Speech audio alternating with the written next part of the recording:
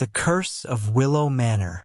Willow Manor stood majestically atop the hill, its Victorian architecture an echo of a bygone era. Its towering spires and intricate woodwork were a testament to the grandeur of the past.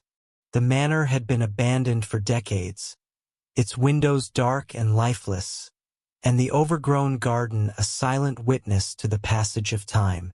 Despite its eerie appearance, Jennifer and Glenn saw potential in the old house. They were determined to restore it to its former glory and make it their dream home. Little did they know, the manor harbored secrets that were best left undisturbed. Jennifer and Glenn arrived at Willow Manor on a sunny afternoon, the sky clear and blue. As they stepped out of their car, Jennifer felt a chill run down her spine despite the warmth of the day. She brushed it off as excitement and took Glenn's hand. They walked towards the grand entrance, the wooden door creaking ominously as they pushed it open. Inside, the manor was a mix of beauty and decay.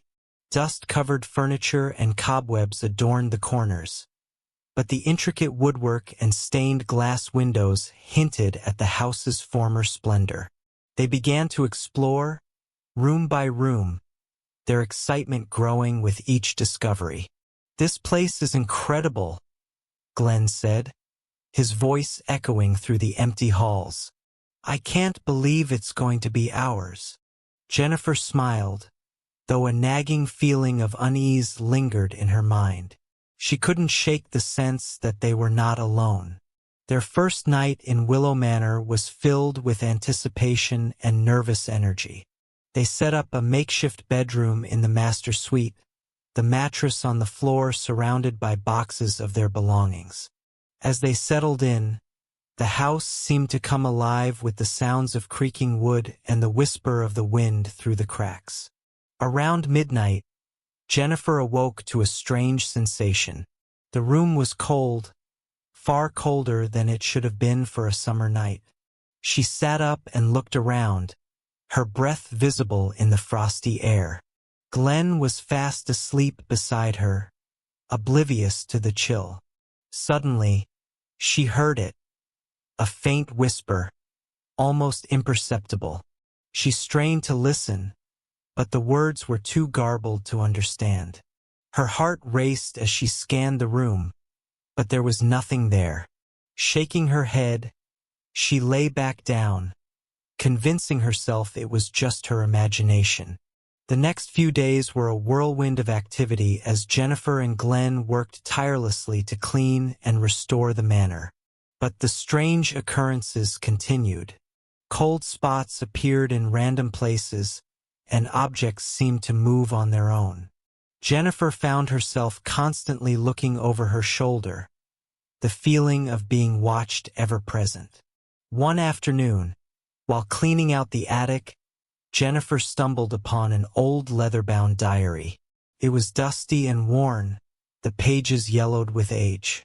She carefully opened it, her curiosity piqued. The diary belonged to Margaret Kensington, a woman who had lived in the manor with her family in the early 1900s. As Jennifer read, she felt a growing sense of dread. Margaret wrote about strange occurrences, cold spots, whispers in the night, and glimpses of a shadowy figure. The entries grew increasingly frantic, detailing the family's fear of a malevolent spirit that seemed to have taken hold of the house. Jennifer's heart pounded as she read the final entry. "We must leave this place. The spirit grows stronger each day. I fear for our lives." Determined to uncover the truth, Jennifer and Glenn began to research the history of Willow Manor. They visited the local library and spoke to longtime residents, piecing together the story of the Kensington family. They had vanished without a trace in 1923, leaving behind all their possessions. The house had changed hands several times since then, but each new owner left abruptly, citing strange occurrences and an overwhelming sense of dread. One evening, as they pored over old newspapers and historical records, Jennifer felt a sudden chill. She looked up and saw a shadowy figure standing in the doorway. Her breath caught in her throat, and she blinked, but the figure was gone. "Did you see that?" she whispered, her voice trembling. Glenn looked up, confusion and concern etched on his face. "See what?" Jennifer shook her head, unsure if her mind was playing tricks on her. "Never mind. Let's keep going." Desperate to rid the house of its curse, Jennifer and Glenn decided to perform a cleansing ritual. They gathered sage, candles, and other items they had read about in their research. Jennifer found instructions for a ritual in Margaret's diary, and they decided to follow it to the letter. On the night of the ritual, the air was thick with tension. Jennifer and Glenn moved from room to room, chanting and burning sage. The house seemed to resist their efforts, the shadows growing darker and the whispers louder. As they reached the master suite, the temperature plummeted. Jennifer shivered as she lit the final candle and began the incantation.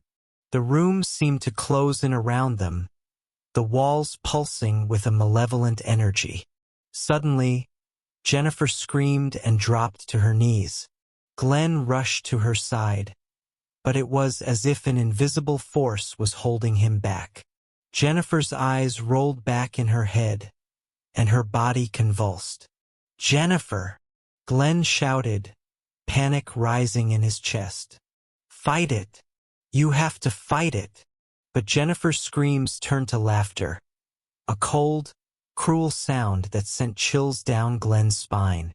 She slowly stood up, her movements unnatural and jerky.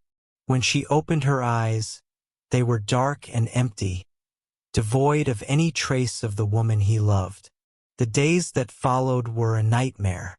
Jennifer, or the entity that had taken over her, was a shadow of her former self. She moved through the house with a malevolent grace, her eyes always watching, always mocking. Glenn tried everything he could think of to bring her back, but nothing worked. He sought help from priests, psychics, and paranormal investigators, but they all left, shaken and unable to help. The spirit within Jennifer was too powerful, too deeply rooted in the house. Glenn's desperation grew with each passing day. He spent hours reading Margaret's diary, searching for a way to save his wife. But the more he read, the more hopeless he felt. Margaret had been unable to save her family, and it seemed Glenn would suffer the same fate. One night, as Glenn sat in the darkened library, he heard footsteps approaching. He looked up to see Jennifer standing in the doorway, her eyes glowing with a malevolent light. "You can't save her," she said in a voice that was not her own. "She belongs to me now." Glenn's heart shattered at the sight of his beloved wife, twisted and corrupted by the evil presence. Tears streamed down his face as he whispered, "Jennifer, please, come back to me." But there was no response, only a cruel smile that twisted Jennifer's features into a grotesque mask. The entity controlling her laughed, a sound that echoed through the empty halls of Willow Manor. In a last desperate attempt, Glenn decided to confront the spirit directly. He armed himself with holy water, a crucifix, and the last remnants of his hope. As he entered the master suite, the temperature dropped, and the shadows seemed to pulse with a life of their own. Jennifer stood in the center of the room, her eyes fixed on Glenn. "You're wasting your time," the entity hissed. "She is mine." Glenn stepped forward, holding the crucifix aloft. "I won't give up on her. I love her." The entity laughed, a cold, mirthless sound. "Love?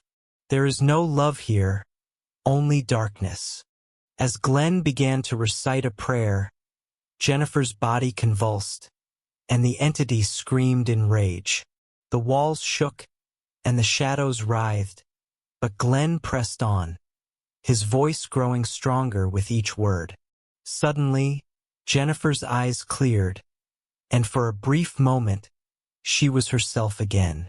"Glenn," she whispered, tears streaming down her face. "I'm so sorry." Before Glenn could respond, the entity surged back, stronger than ever. Jennifer's body twisted and contorted as the spirit fought for control. With a final, ear-piercing scream, the entity forced Glenn out of the room and slammed the door shut. Glenn banged on the door, shouting Jennifer's name, but there was no response. Exhausted and heartbroken, he fell to his knees, sobbing. He had failed. The woman he loved was lost to him, consumed by the malevolent spirit that haunted Willow Manor. In the days that followed, Glenn left the manor, unable to bear the pain of what had happened. He moved away, leaving behind the memories of his shattered dreams and the woman he could not save. Willow Manor stood abandoned once more, its dark windows hiding the horrors within. Over the years, locals reported seeing a ghostly figure at the window, a woman with sad, empty eyes, waiting for someone who would never return. The legend of Willow Manor grew, the tale of the cursed house and the tragic fate of those who dared to live within its walls becoming a part of local folklore. The manor remained empty, a silent monument to the darkness that dwelled within. And on quiet, moonlit nights, if one listened closely, they could hear the whispers of the past, the echoes of a love lost to the shadows, and the mournful cries of a spirit that could never find peace. The tragedy of Ravenwood Estate. The sprawling grounds of Ravenwood Estate were a sight to behold. Despite its abandoned state, the estate retained an air of former grandeur, with ivy-covered walls and towering spires that seemed to reach for the sky. Michael and Sasha, a young couple eager for a fresh start, had fallen in love with the property at first sight. It was perfect for them, a place where they could build a new life together, away from the chaos of the city. The estate was vast, with numerous rooms and corridors that twisted and turned like a labyrinth. The air inside was thick with dust and the scent of old wood, but Michael and Sasha were undeterred. They set about cleaning and restoring the estate, their excitement palpable. As they unpacked and settled in, Sasha began to explore the house. She was particularly drawn to a small, hidden room at the end of a long corridor on the second floor. It was here that she first mentioned Maya, her new friend. "Michael, I've made a friend," Sasha said one evening as they sat by the fireplace. "Her name is Maya." Michael smiled indulgently. "Oh? And where did you meet Maya?" "In the little room upstairs," Sasha replied, her eyes wide with excitement. "She says she used to live here." Michael chuckled. "An imaginary friend. Huh? That's cute." But as the days turned into weeks, Michael began to notice unsettling changes in Sasha. She spent more and more time in the hidden room, often talking in hushed tones as if carrying on a conversation. At night, she would wake up screaming, her dreams plagued by nightmares she could not remember. Michael tried to comfort her, but he too began to experience strange occurrences. He would catch glimpses of movement out of the corner of his eye, hear whispers in the dead of night, and feel a cold, malevolent presence watching him. His sleep was disrupted by vivid nightmares of a family that once lived in the estate, their lives ending in unimaginable horror. One night, Michael dreamt he was wandering through the house. The walls seemed to close in on him, and the air was thick with the smell of blood. He followed a trail of crimson droplets down the stairs and into the dining room. There, he saw a gruesome scene. A family seated around the table, their faces contorted in terror, their bodies lifeless and bloody. At the head of the table stood a young girl, no more than 10 years old, holding a knife. Her eyes were vacant, her expression eerily calm. As she turned to face him, Michael recognized her from the old photographs they had found in the attic. It was Maya. Michael woke with a start, drenched in sweat. He knew then that Maya was not just a figment of Sasha's imagination. She was a ghost, a remnant of the estate's dark past. Desperate to protect his wife, he delved into the history of Ravenwood, searching for answers. He discovered that the estate had once belonged to the Ravenwood family, a prosperous and respected lineage that had mysteriously vanished nearly a century ago. According to old newspaper clippings and historical records, the family had been brutally murdered by their youngest daughter, Maya, who had then taken her own life. The reports suggested that Maya had been driven to madness by an unseen force that plagued the house. Michael's heart sank as he realized the danger they were in. Maya's spirit was still trapped within the walls of Ravenwood, and she had found a new companion in Sasha. He had to find a way to break the connection between them before it was too late. Michael began to research methods of exorcism and ways to cleanse the house of its malevolent spirit. He contacted priests, psychics, and paranormal experts, but none were willing to help. The few who visited the estate left quickly, shaken and unwilling to return. The power of the spirit was too great, they said, and the darkness too deeply rooted. As the days grew shorter and the nights longer, Michael's desperation grew. He tried to keep Sasha away from the hidden room, but she always found a way back. The once bright and cheerful woman he loved was now a shadow of her former self, her eyes hollow and her skin pale. One night, Michael awoke to find Sasha standing over him, a knife clutched in her hand. Her eyes were vacant, and her expression was eerily calm, just like Maya's in his nightmares. "Sasha," Michael whispered, his voice trembling. "What are you doing?" "Maya says it's time," she replied, her voice devoid of emotion. "She says you have to go." Michael's heart pounded in his chest as he slowly sat up. "Sasha, listen to me. You don't have to do this. Maya isn't real." "She is real," Sasha insisted, her grip on the knife tightening. "And she's my friend. She says you have to go." Tears streamed down Michael's face as he reached out to her. "Please, Sasha, fight her. You're stronger than this." For a moment, Sasha's eyes seemed to clear, and she looked at Michael with a flicker of recognition. But it was fleeting, and the vacant expression returned. "I'm sorry, Michael," she whispered. "I have to do this." Unable to bring himself to harm his wife, Michael closed his eyes and braced for the inevitable. The last thing he felt was the cold steel of the knife as it pierced his flesh, and the last thing he heard was Sasha's soft sobs. When the authorities arrived the next morning, they found Sasha sitting in the hidden room, the knife still in her hand. She was muttering to herself, speaking to someone who wasn't there. "Maya says it's over now," she whispered, her voice hollow. "She says the house is ours." The officers exchanged glances, their faces pale with fear and confusion.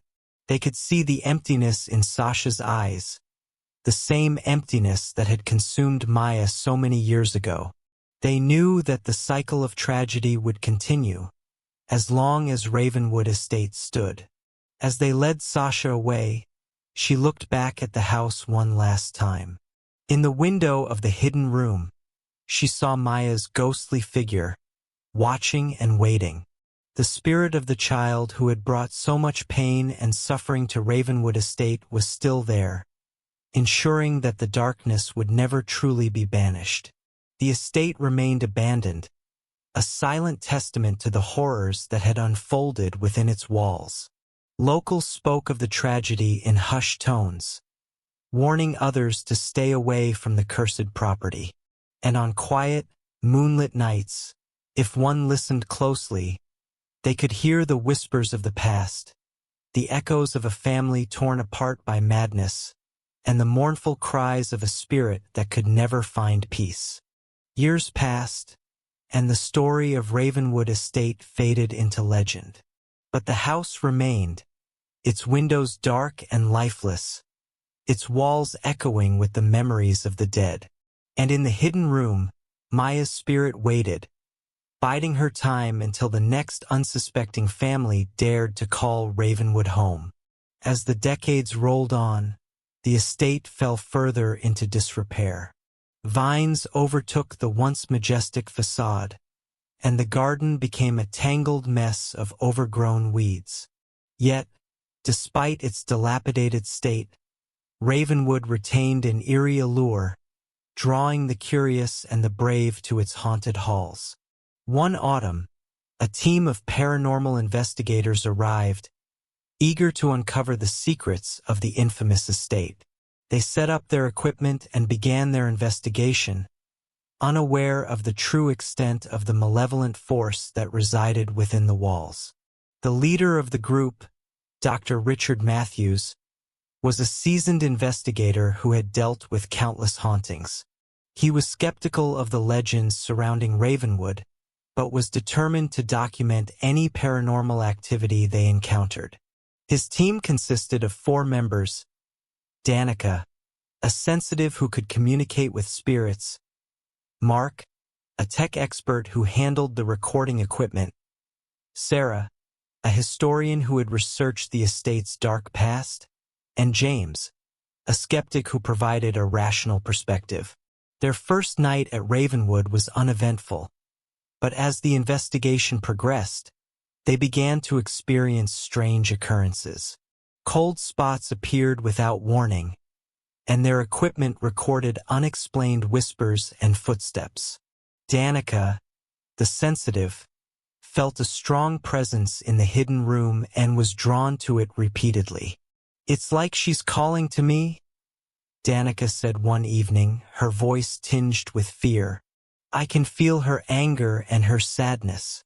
Maya is still here." Dr. Matthews frowned. "We need to be careful. If the spirit is as malevolent as the stories suggest, we could be in real danger." Despite his warnings, the team pressed on, determined to uncover the truth. As they delved deeper into the estate, their encounters with Maya's spirit grew more intense. Sarah uncovered more details about the Ravenwood family, including the fact that Maya had been a bright and cheerful child before her sudden descent into madness. "It's as if something took hold of her," Sarah explained. "She went from being a loving daughter to a cold-blooded killer almost overnight." Dr. Matthews nodded, his mind racing with possibilities. "It could be a case of possession or an external influence. We need to find out what triggered her transformation." On the 4th night, Danica entered the hidden room alone, hoping to make contact with Maya's spirit. As she sat in the center of the room, she closed her eyes and began to meditate. Almost immediately, she felt a cold hand on her shoulder and heard a child's voice whisper in her ear. "Help me," the voice said. "Please help me." Danica's heart pounded in her chest as she opened her eyes. Standing before her was the ghostly figure of Maya, her eyes filled with sorrow. "What do you want?" Danica asked, her voice trembling. "Help me find peace," Maya replied. "End the curse." Before Danica could respond, the door to the hidden room slammed shut, and the temperature plummeted. Maya's expression changed, her eyes growing dark and menacing. "You can't escape," Maya hissed. "The darkness will consume you all." Danica screamed, and the rest of the team rushed to her aid. They found her huddled in the corner of the room, shaking and incoherent. Dr. Matthews helped her to her feet and led her out, but the damage was done. Maya's spirit had made her presence known, and the team knew they were in grave danger. Determined to end the curse, Dr. Matthews devised a plan to perform a cleansing ritual, similar to the one Michael had attempted years before. They gathered the necessary materials and prepared to confront Maya's spirit. As they began the ritual, the house seemed to come alive with a malevolent energy. Shadows danced on the walls, and the air was thick with the scent of decay. Maya's spirit appeared, her eyes filled with rage. "You can't banish me," she screamed. "This is my home." Dr. Matthews continued the ritual, his voice steady despite the chaos around him.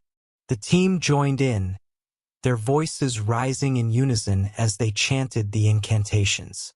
For a moment it seemed as though they might succeed. Maya's form flickered, and the shadows began to recede.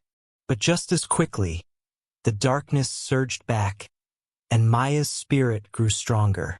Danica fell to the ground, clutching her head as she screamed in agony. The rest of the team watched in horror as Maya's spirit seemed to merge with Danica, her body convulsing violently. "No!" Dr. Matthews shouted, rushing to Danica's side. "We have to finish the ritual." But it was too late. Danica's eyes opened, and they were filled with the same vacant darkness that had consumed Maya.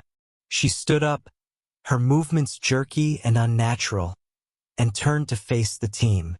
"Leave this place," she said, her voice a chilling echo of Maya's, "or suffer the same fate." The team fled the estate, their hearts heavy with fear and defeat. They knew they had failed, and the curse of Ravenwood would continue. In the years that followed, Ravenwood Estate remained abandoned, its halls echoing with the whispers of the past. Locals spoke of the tragedy in hushed tones, warning others to stay away from the cursed property. And on quiet, moonlit nights, if one listened closely, they could hear the mournful cries of the spirits trapped within, forever bound to the darkness that consumed them. Ravenwood stood as a testament to the tragedy that had unfolded within its walls, a place where the line between the living and the dead was forever blurred. The estate's dark history would continue to draw the curious and the brave, but those who dared to enter would find themselves caught in a web of horror from which there was no escape. And so, the cycle of tragedy continued, with Ravenwood Estate standing as a silent witness to the endless torment of the souls trapped within, their cries for peace echoing through the ages, unheard and unanswered. The Haunting of Briarwood House. Margaret O'Neill was a woman of quiet strength, having weathered the storm of her husband's untimely death with a resolve that impressed even herself. After months of mourning, she felt a longing for change, a fresh start that would help her leave behind the painful memories. That was when she found Briarwood House. Nestled in the countryside, Briarwood House was a charming, historic home that exuded an inviting warmth. Its ivy-clad walls and picturesque gardens beckoned to Margaret, promising peace and solitude. Without hesitation, she purchased the house and moved in, hopeful that this new chapter would bring her the comfort she so desperately needed. The first few days at Briarwood were idyllic. Margaret spent her time unpacking, arranging her furniture, and exploring the beautiful grounds. The house was old but well-maintained, with an air of history that intrigued her. It wasn't long, however, before the unsettling phenomena began. One evening, as Margaret was settling into bed, she heard a soft, distant sobbing. She sat up, listening intently, but the sound faded away. Dismissing it as the creaking of the old house, she tried to sleep. But the noises persisted, footsteps echoing through the halls, furniture creaking as if moved by unseen hands, and the ever-present feeling of being watched. Margaret's unease grew with each passing day. She would wake to find her belongings inexplicably rearranged and cold drafts that seemed to follow her from room to room. Determined to understand what was happening, she began to research the history of Briarwood House. She discovered that the house had once belonged to a young bride named Lucy Summers. Lucy had died tragically on her wedding night under mysterious circumstances that were never fully explained. The townsfolk spoke of her with hushed voices, hinting at a sorrowful spirit that lingered in the house, seeking vengeance on anyone who disturbed her resting place. Haunted by this revelation, Margaret decided to investigate further. She scoured old newspapers and historical records, piecing together the tragic tale of Lucy Summers. According to the accounts, Lucy had been a radiant bride, full of joy and excitement for her future. But on her wedding night, something had gone horribly wrong. Lucy was found dead in her bridal suite, her face frozen in an expression of terror. Her groom, distraught and unable to explain what had happened, left Briarwood House, never to return.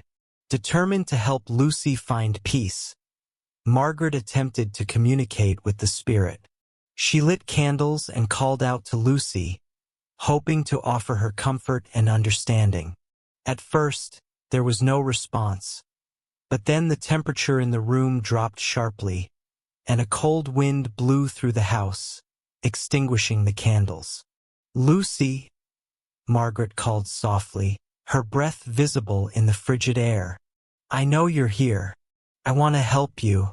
Please, tell me what happened to you."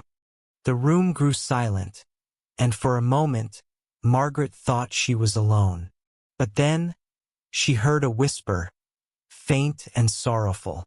"Help me," the voice said. "I can't rest." Margaret's heart ached for the young bride. "Tell me how I can help you, Lucy. What do you need?" "Find my ring," Lucy's voice replied, the words filled with a deep sadness. "It was taken from me. I can't rest without it." Margaret's mind raced as she tried to think of where the ring could be.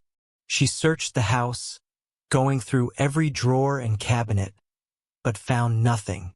Exhausted and disheartened, she decided to rest and continue her search the next day. That night, Margaret had a vivid dream. She saw Lucy, dressed in her wedding gown, standing in front of a mirror, admiring her ring. But the image quickly turned dark. Lucy's face contorted in fear as an unseen force ripped the ring from her finger. She screamed, and the vision faded, leaving Margaret gasping for breath. When she awoke, Margaret knew she had to find the ring. Driven by a newfound determination, she resumed her search, focusing on the bridal suite where Lucy had died. She tore through the room, leaving no stone unturned. Finally, hidden behind a loose brick in the fireplace, she found it. A delicate gold ring, tarnished with age but unmistakably Lucy's. With the ring in hand, Margaret felt a glimmer of hope. She placed it on the mantel and called out to Lucy, hoping that returning the ring would bring the spirit peace. But instead of relief, the house seemed to react with anger. The walls shook, and a deafening wail filled the air. "You've disturbed my resting place," Lucy's voice screamed, filled with rage. "You will suffer as I have suffered."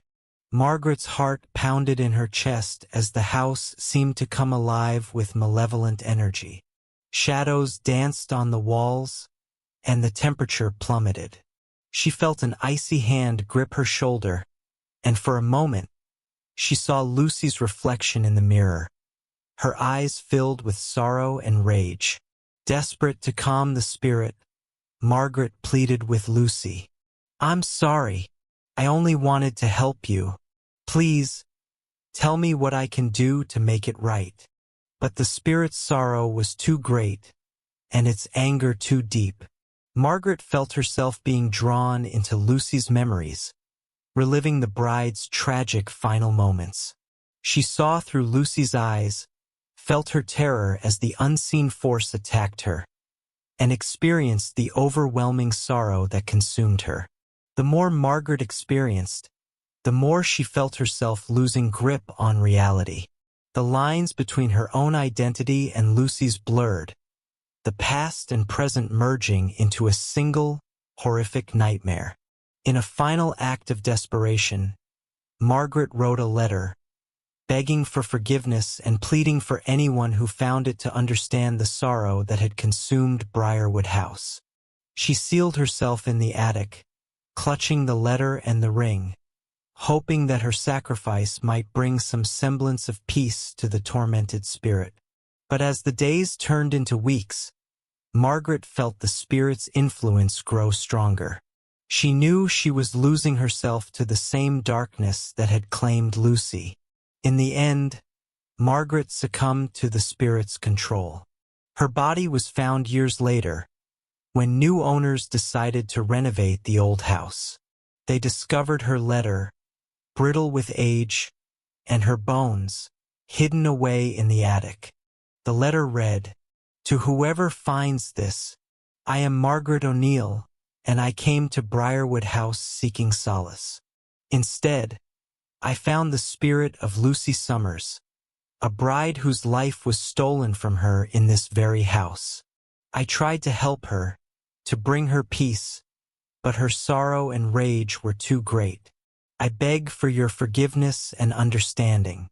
Do not let this house claim any more lives." Margaret O'Neill.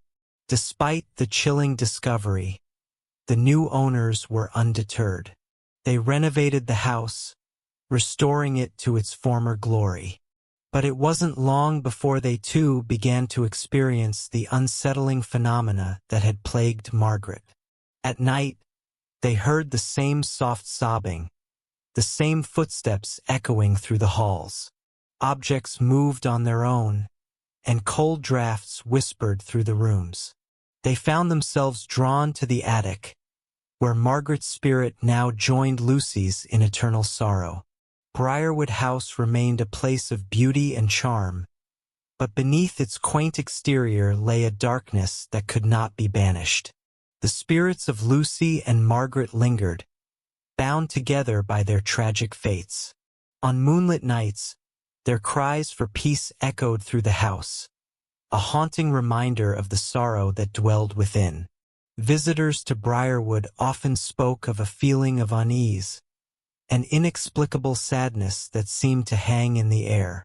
Some claimed to see the faint outlines of two women, one in a wedding gown, the other in modern clothes, standing together in the attic window, watching and waiting. As the years passed, the legend of Briarwood House grew, drawing curious visitors and paranormal enthusiasts. But those who dared to stay in the house for any length of time found themselves haunted by vivid dreams and unsettling visions. They spoke of reliving Lucy's final moments, feeling her terror and sorrow as if it were their own. Despite their efforts to cleanse the house, no one could rid Briarwood of its lingering spirits. The sorrow and rage that bound Lucy and Margaret to the house were too deep, too powerful. They remained, forever tied to the place where their lives had been tragically cut short. Briarwood House stood as a testament to the enduring power of grief and the unrelenting grip of the past. It was a place where the living and the dead coexisted, their fates intertwined in a web of sorrow and despair. And as long as the house stood, the haunting would continue, a chilling reminder of the tragedies that had unfolded within its walls.